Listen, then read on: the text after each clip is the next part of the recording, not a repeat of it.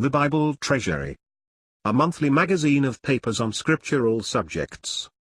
Article 16, Volume 2, 2nd edition, February 1858. First edition, February 02 1858 031. Extract from a letter. Correspondence. Days and years are passing and making the moment still less. May a disengaged heart have a welcome for the last sand. What a different character is given to the resurrection in the sermon in Acts 2 and in that in Acts 3. In Acts 2 Peter lifts up the risen Christ as Moses brought in the budding rod in Numbers 17 for the confusion of the people. It is there a startling object full of judgment on a rebellion's people. And Israel cry out under the sense of this, "Men and brethren, what shall we do?" As Israel had cried out in Numbers 17. Peter declares that the same risen, ascended Christ would return to make his foes his footstool. In Acts 3 he publishes the name of the same risen Jesus for the healing of these people.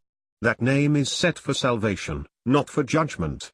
And instead of the risen, ascended Christ returning to make his foes his footstool, he is declared to be waiting in the heavens till he brings refreshing and restoration with him.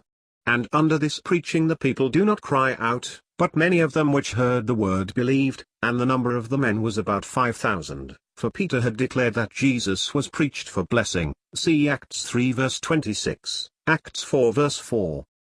In the second chapter, the resurrection is rather that of the one who had suffered like a martyr at man's hand, and then it was judgment on man. In the third it is rather the resurrection of him who had been offered up as the Lamb of God, and thus it was healing or salvation.